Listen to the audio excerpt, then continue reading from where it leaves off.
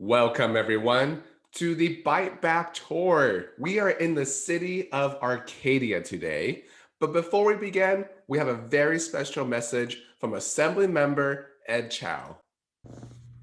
Greetings, I am Assemblymember Ed Chau, representing the 49th Assembly District. As we know, the warm weather is back with us, and what that means is that we're going to be spending more time outdoors. What that also means is that we're going to see more mosquitoes. They really make us sick.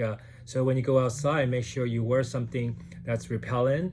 And if you have any questions whatsoever, please call SGVMosquito.org or 626-814-9466.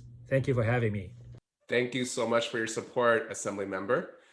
Now let's go ahead and dive right back into our program. So this is the Bite Back Tour for the city of Arcadia. We're deep into the heart of our tour, and we're very happy to be here in this city. Let me just do a quick introduction. My name is Levy Sun with the San Gabriel Valley Mosquito and Vector Control District. I'll pass it to my screen to my right, and that's, go ahead, Caroline. I'm the education specialist at the San Gabriel Valley Mosquito and Vector Control District, and run the EcoHealth Vector Education along with Christian, who's the other education specialist. All right, Pablo. I'm Pablo, the communication specialist here at the San Gabriel Valley Mosquito and Vector Control District. And Levy, if you can allow me to share my screen, that would be awesome. Yes, that would be. Yeah, let me go ahead and do that. All right, Allie, go ahead. Hi, everyone. I'm Allie Gaspar. I'm the outreach assistant here at the district, and I'm just currently in Arcadia at the LA Arboretum. Super great location also, so you may see some peacocks running around in the background. All right, and then Darren. Hello, everybody.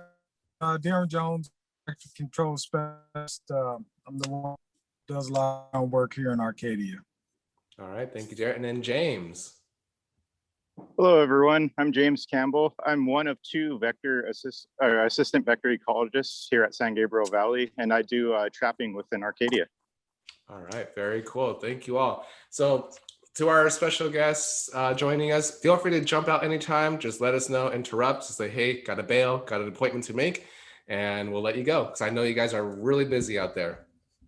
So normally we open up with a discussion about some big topic, but today I figure it'd be a good idea for us to talk a little bit about what's been in the news, because we have had residents contact us in different ways about something that is coming out of Florida, and it's regarding these Oxitec genetically modified mosquitoes that are being released. And we figured let's go ahead and talk a little bit about it and our stance as an agency of where things go for us. Now, what we want to stress is that we are not focused on specific one technique, because there are many ways to create a sterilization effect on these mosquito populations. And there's the genetically modified route. There's a use of bacteria called Wolbachia. There's also use of irradiation. And there are actually countless more research being done on new innovative ways to control these mosquitoes. We're not here to vet whether one is better or the other. We will rely on the experts, the scientists, and the public health officials to guide us. But what we do know for sure, and anyone else can jump in here, is that our toolkit is becoming more and more limited every single decade and almost every single year. The amount of available pesticide to treat for adult mosquitoes is becoming very limited, and it can have a profound impact on our environment if we use too much of it. So we do need to find more innovative ways to tackle these Aedes mosquitoes. That's right, Levy, and that's why we tell our students you can't spray your way out of a mosquito problem. It's very, very important to be strategic, and for residents, of course, their most powerful tool is that they have control over their immediate environment. And so we tell them to go after the source, which is water, and encourage them to locate and tip out stagnant water that's trapped in containers. There we go. Exactly.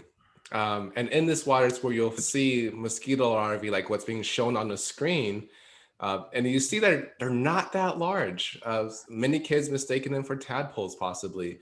And they swim around, they wiggle around as larvae, but they eventually emerge as adults. So might as well, let's just go ahead and jump in and talk a little bit about some basic mosquito biology. Let's start at the top with the adult mosquitoes and why they actually end up biting us. And I'll just throw it out there to anyone. Why do mosquitoes bite us? Mosquitoes bite us. The female mosquitoes bite us because they use the protein in our blood to make their eggs. So it's a vicious circle of life where if you have your house and you're the blood meal, a female mosquito is going to come and bite you. And then also if you have stagnant water, they're going to lay their eggs right in your yard. And so the cycle is going to continue unless you dump out that water. That's right. And you need to remember that mosquitoes have been around for millions of years, since the age of dinosaurs, and they're very, very good at what they do. So your best bet is to just not give them access, give them habitat. They have never had to evolve to live without water. So don't give it to them. One little fun fact about blood meals is that it actually increases their egg production by 500%. Wow. Yep, that's right. Didn't know that. Thank you for that tip. Yeah, yeah. And what's scary, actually, if you think about it, Yeah. especially if you are sitting out there getting bit up left and right by mosquitoes. Yeah, you're just you're making the problem worse. So stop it. Yeah. I'm always just amazed at where they grow. I mean, I find them in the weirdest places. And it's crazy when you pick up like a different source that has some stagnant water in them. You'll be surprised as to how many you see in one tiny location. Yep. Yes, they do actually. With our new 80s mosquitoes, they even grow in even weirder places. Doing yard inspections in LA County, I found them growing in pure rust water before. Wow. Oh, kids have found them growing in old shoes that are holding water. Just funny, their toys inside, actually the walls of the plastic play structures. You can see them between the plastic, if they've knocked a bead off then there's a hole that allows water and mosquitoes in. They get in there, they wiggle into very, very tiny openings. So, you've got to just kind of think like a mosquito. And if you see a hole either in your screen or in some sort of a what you think to be a closed container, you'd be surprised. They can wiggle in there if they smell water. And what's one of my favorite places, or one of the oddest places I ever found mosquito larvae was actually when it was in the city of Signal Hill, and they have a lot of oil wells there. And I accompanied one of the vector control specialists out to a visit, and he popped open one of these wells, and you see inside it's mostly oil, but there's a little bit of water off to parts of the well. And he dipped it, and sure enough, mosquito larvae were swimming around quite happily on the water side of that well, even though it was mostly oil. So it's possible for these mosquitoes to thrive in the weirdest places. Yeah, they can tolerate very poor water quality. Yeah, one of the more common spots that I see in residential area for those that are really into gardening is a lot of people will like to try to reroot roses or some type of plant, and they'll just cut it, stick it in a bucket or some type of small container. That's a good picture of it, and try to reroot, but that thing will breed mosquitoes like crazy. Yeah. Yep. Yes, I Even also sharing that. Oh, go ahead, sorry. James. I have a horticulture background as well, and I could tell you that you definitely don't want to root most plants in pure water. You actually want to use a perlite substrate that's moist like a damp sponge. Very cool. There you go. So there's Yeah. a reason not to put them in water. Right. And to add to that, not even to share them. I know my grandma is notorious for sharing plant cuttings with us and rooted plants in water. And of course, she has a million mosquitoes at her house. And so she's over here passing them on to my aunt, to my mom, to everybody, just spreading mosquitoes. Yeah, and let's go dive a little bit into the plants then, since we are already on the topic. I love one of our favorite topics, obviously, is bromeliads. How prominent they are in our Southern California backyards and yards, and yet they're not technically native plants for us to really grow here. James, do you have any thoughts on bromeliads? Actually, these guys are kind of misused most in Southern California. These guys in their native place in South America and other rainforests, they're actually called epiphytes, and they'll grow up in the trees, up in the branches and stuff, and they'll actually let air roots down. And these long roots, they normally look kind of like the vines Tarzan used to swing on, but those actually absorb water right through the air. So in nature, the bromeliad doesn't usually hold too much water inside herself. But as you can see on the picture there, that rosette, that red color right there, a lot of water will get trapped down in the center when they are planted down low, and she will actually take in nutrients of water through that spike. There we go. And for those of you watching, this is the Bite Back tour in the city of Arcadia. We're just chatting about how certain types of vegetation may actually end up drawing more mosquitoes in or even producing mosquitoes, incidentally. We're just talking about bromeliads like the one you see on the picture here. And if you all recall the Zika outbreak in the United States in 2016, after talking to our colleagues over on the East Coast in Florida, they ended up going around Miami-Dade County and ripping out hundreds of these bromeliads just because the center cups there can actually hold stagnant water and allow for mosquitoes to lay their eggs in the leaf structure. So if you have any bromeliads, we recommend you just get rid of them. Or if you really want to keep them, just flush out that water weekly. Throw in something like BTI, which is a soil bacteria in the cups there that has been recommended by actually the Bromeliad Society of America. So make sure you take care of those things. If not, get rid of them. Yeah, I don't think people realize that bromeliads, in some cases, they do look nice, but there's a lot of maintenance involved with bromeliads, and I personally would just rather not deal with it. And if you're And if watching, you like that tuning in- tropical, oh, sorry, go ahead, Levy. Sorry, real quick. Let me just reset here. If you're just tuning in, please, if you have any questions or comments, put them into the comment box. If you're watching on Twitter, YouTube, Facebook, drop it in there. If you're watching on our website, there is a form right below me. Hit submit, and I will receive that question on my phone. Go ahead, Allie. Yeah, just to pick up where Pablo was talking about, if you like, for all our residents who are watching, if you guys like that tropical look, I mean, you can completely substitute your bromeliads for maybe a different type of succulent that doesn't require much water, or replace it with cactus or even California native plants. I'm currently at a botanical garden area right now, and there are many ideas that you can get from here and other botanical gardens that can make your garden really beautiful. Yeah, and And California is we're often hit with water restrictions. And so if you can kind of start to trend towards a more water saving plantings, that's going to really benefit you in the future going forward. Right, and I definitely want to dispel that myth that California native plants are ugly. They are not. It's just a lot of the perception has been put in place just because of people tend to want their yards to look like Jurassic Park, and that's what they deem to be beautiful. But there are a lot of beautiful yards. I've been looking around Arcadia, and props to you, Arcadia residents. I've seen a lot more California native plant landscaping being done, and that will not only keep mosquitoes out of your yard so they're not resting there as much, but also you're saving water since we are looking at a drought right now in the state.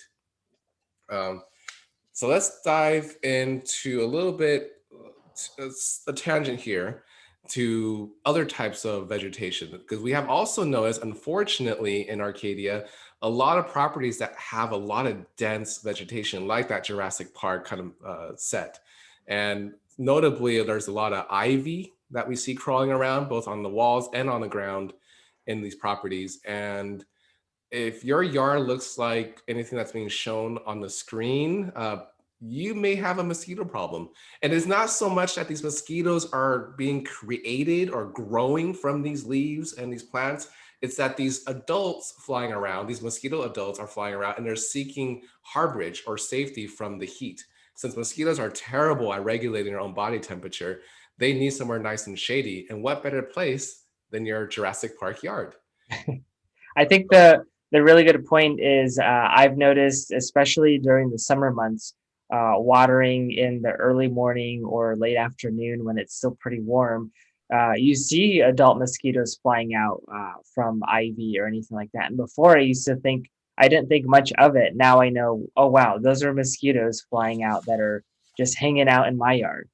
Well, and the other thing to remember is that English ivy in particular is really invasive. It can choke out trees, and it's not only a harbor for mosquitoes, it also is a great place for rats to hang out and black widow spiders. So we recommend that you find something else that is not quite so conducive to harboring so many difficult, problematic critters. And kind of just, you don't have to necessarily remove plantings, but just get inside these bushes and clear out so that there's more air movement in these masses. And you could still have the same number of plantings, just trim them up so that there's more air movement around on the inside.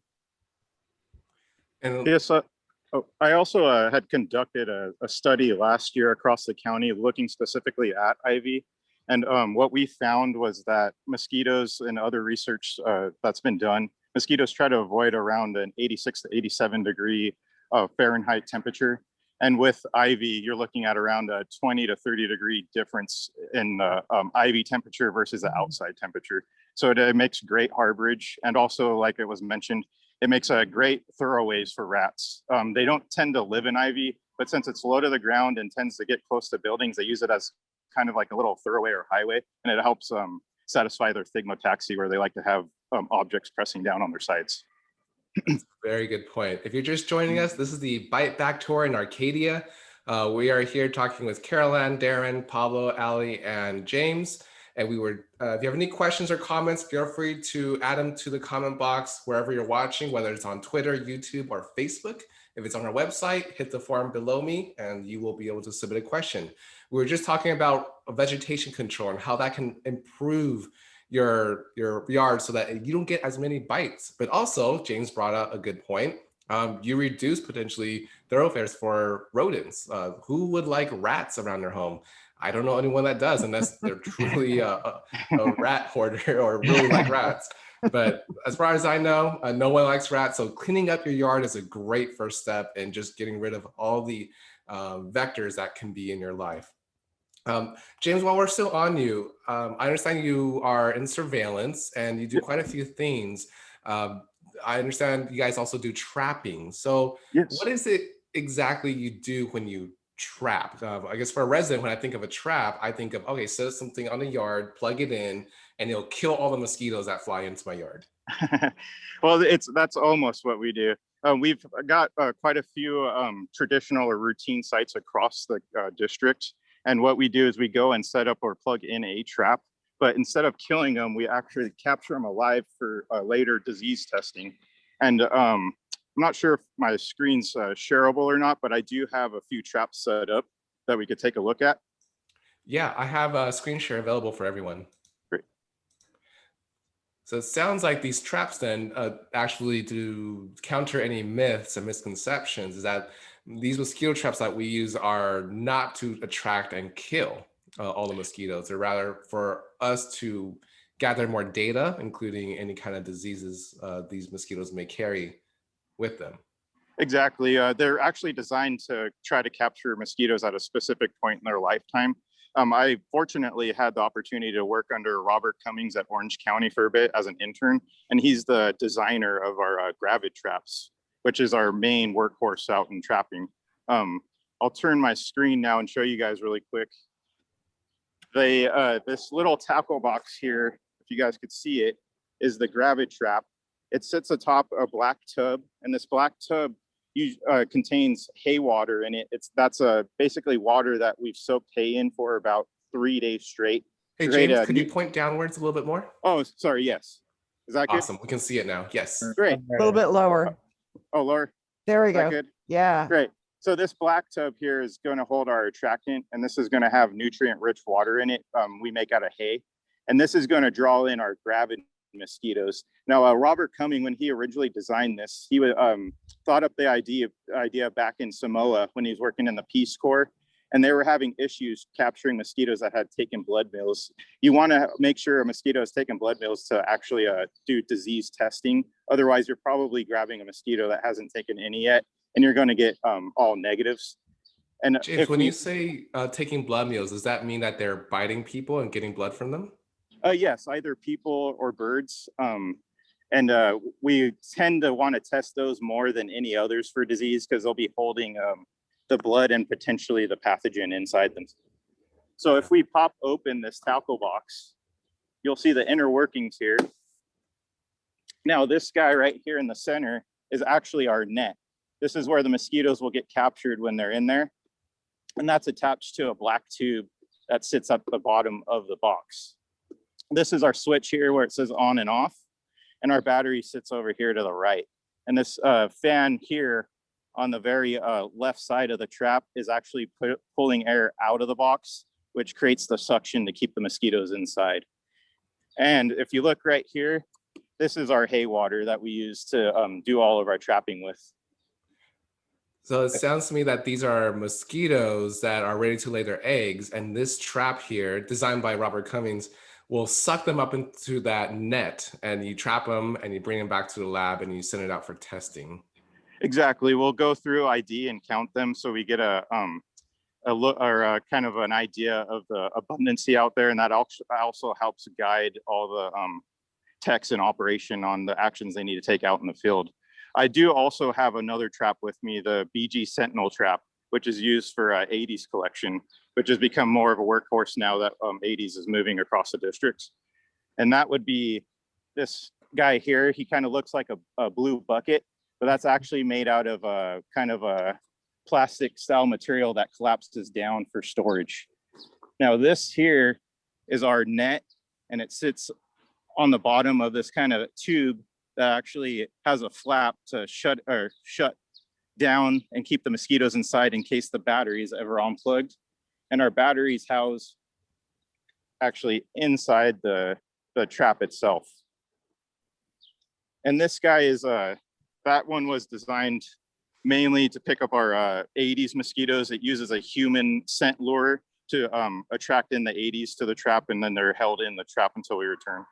Is a human scent lure something like you scrape? Like, did you just go out and scrape someone's skin and put it in the bag? No, these were actually developed by the company who made the trap, and it's to help kind of mimic our human body odor. And that they found that that's one of the main attractants for most mosquitoes, especially the 80s. And they'll actually use human body odor until they get in close, and then they notice the CO2 and they'll go for the bite. That's fascinating. If you're all just joining us, this is the Bite Back Tour in Arcadia. We're talking with James from our surveillance department. He just showed us a couple traps. Just the most recent one here is the one that attracts 80s mosquitoes. If you're not familiar with 80s mosquitoes, you probably know them as perhaps ankle biters or black and white mosquitoes, maybe yellow fever mosquitoes, or even Asian tiger mosquitoes. They all fall under this umbrella of 80s. And these are the ones that, in terms of biting behavior, you're all probably very aware of as being the ones that bite you relentlessly multiple times in the matter of minutes. So if you're stepping outside to grab your mail, you may come back in with 3 or 4 bites. These are the ones that have been responsible for various disease outbreaks, including Zika, yellow fever, dengue fever. And unfortunately, the fact that they're here in Arcadia and throughout Southern California means that our disease risk is pretty high in case someone who's infected with any of these diseases come back into Arcadia, get bit by one of these, and you start a local outbreak. So thank you, James, for sharing us that. Oh, do you have something else you want to mention?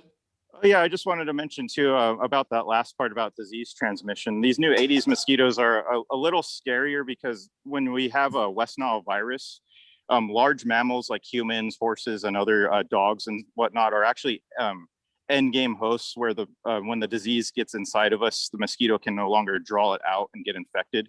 Whereas with dengue fever, chikungunya, even yellow fever, these could all be taken from a host blood meal. So if the mosquito lands on you, you are infected and they take a bite, they can contract the pathogen and then vector it to other people.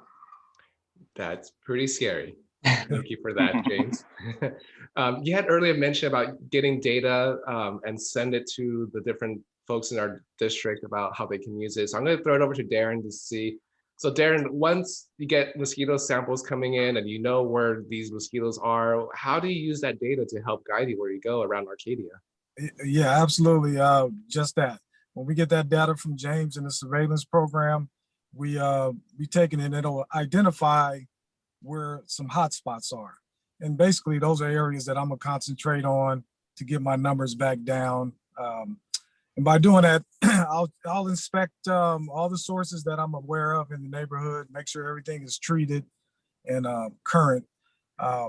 If I don't see a reduction in the next week or two, I'll expand that inspection area and maybe do some door-to-door, even deploy our underground crew, which sometimes we'll get mosquitoes breeding underground, and they'll go by and treat and inspect and treat themselves. Let me pause you there. Underground. Yeah. So are we talking about like in our storm drains where the water runs through underground there? Absolutely. So if anybody here in Arcadia, you ever see these bright fluorescent yellow trucks with lights in the middle of the street? That's what they're doing. They're inspecting and treating, popping lids off, inspecting and treating. Absolutely. And from what I understand, even when it's cold and in the dead of winter and around Christmas, it can still be pretty warm down there, enough for temperatures warm enough where mosquitoes can still survive, right? That is correct. They have found breeding in the colder months. So that's probably a big reason why we as an agency run year round. Even though it's cold above ground, we still have a job to do below ground. So thank you for all your work, Darren, and thanks for helping us guide us with your data, James. But we can't forget one other major aspect of what we do, and that is to motivate and encourage our little ones, our students, to also participate in this shared responsibility of mosquito control. So that's right. Yeah, that's right, Levy. And speaking of data, parents and teachers, your students can actually participate and help us in data collection through our EcoHealth. We have 2 citizen science or community science programs. One is vector inspectors, or VIP, which teaches students how to look and identify sources of mosquito stagnant water, getting rid of it, and then being stewards of their property and making sure that there is no habitat for the mosquitoes to return to. And the other one employs some surveillance techniques, an ovicup, which we call a detection lure, which students can place in their or near their property around their home. And so first they clear out all the stagnant water and give any remaining mosquitoes only one choice to go for egg laying, and we put out that detection lure with water in it. And this is specifically to look for Aedes mosquitoes, those invasive ones that carry all the scary diseases. So we have a number of students that have participated, and they turn in the results, and we report back what we've found. So it's a really fun, cool, hands-on science program that students can do whether they are in class or doing remote learning. So cool. check our website. It's vectoreducation.org, and you can sign up this fall. We still have spots left for both grid and VIP. All right, thank you, Caroline. So it looks like we are overall a very data-driven agency, and it's really thanks to all of our work putting in the data from different departments and using it to guide us where we go when it comes to these mosquito issues. We will be rounding out and closing up this tour stop in about a couple minutes. If you're just watching, this is the Bite Back Tour in the city of Arcadia. I'm joined by, going around my circle on Zoom here, James, Darren, Ali, Pablo, and Carol Ann. And we've been talking a lot about different things. So I want to just end it a little bit with something that's quite popular, and that's discussing what residents can do, including the use of repellent. Maybe we should rephrase it as what not to do with repellent. So I'll throw out one misconception I hear often, and I'll throw it to the group to see if we can discuss any other misconceptions you've heard. So first thing, I've heard of using dryer sheets. So if you rub dryer sheets on your arms, on exposed skin, you stuff it in your hat, mosquitoes will be thoroughly repelled by you. Unfortunately, the research has not been conclusive to say that that actually works. It may actually work for a tiny amount, because as you're rubbing the dryer sheet on your skin, you are kind of masking your own scent, the amount of chemicals and you're producing. But as you sweat, as you move, that all goes away and you're left pretty much vulnerable to the mosquitoes. Any other misconceptions you guys have heard? I've heard a lot about the citronella candles. I know those are super popular, especially during the summer months. And although, they can work in some way, but, you're outside with these candles and the wind's going to blow. And as soon as you get just a little wind, whatever protection the candle might be providing goes with it. So I always have explained to residents, if you're using the candles, you literally would need hundreds around you and then almost huddle over the candle to provide any real protection. So the key is always something on your skin is the best thing, like using an approved mosquito repellent. Yeah, so that includes, there are 4 main ingredients that the CDC recommends. One of them is DEET, one is IR 3535. Another one is a botanical that, if you're into using botanicals, you can use oil of lemon eucalyptus. And then there's picaridin. But another myth that I hear is that people say mosquitoes land on my skin, but they're not biting me. If they're on your skin, they're biting you. They have a way to numb you up. And so you can't feel the bite, but if they're on you, they're trying to bite you. So, best thing to do is to not give them the incentive to land on your skin in the first place. Any other misconceptions before we move on? No, one good kind of helpful thing to do is if you are going to use any kind of traps or like bug zappers or bug lights, don't place them in an area where you commonly hang out or frequent. Try to place them in a back corner of your yard or somewhere where you want to attract them to that isn't near you. Because the whole thing they're doing is kind of creating lights and scents to draw in the mosquito. So if you're drawing them in right to where you sit, they're actually going to bypass the trap and go for you instead. So it's always good to place your traps out away from yourself. Great idea. A very good point. And I do want to caution viewers that really watch the marketing on these products. Some of these swear up and down they are going to kill these mosquitoes, but if you read carefully, they don't specifically say that. They're just powered by a UV light. And if you know mosquitoes now, what you do, they don't care about your UV light. They care about what you breathe out, your CO2. Yeah, and those commercials, the bracelets, the pendants, Yeah. and they show this invisible force field coming out from you.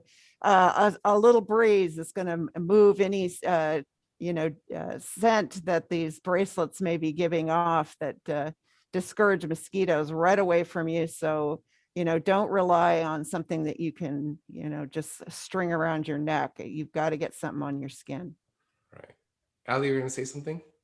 Yeah, I was to touch on what Carol Ann said about the bracelets. I actually, one of my best friend's mom was handing out mosquito repellent stickers at her party one time, and I didn't have the heart to tell her because she was so excited. But I'm like, later on, I went telling everybody, I'm like, make sure you wear repellent because it actually is not going to work if it's not on your skin. It's this little green dot that you just stuck on your clothes, and I'm like, how is that going to work?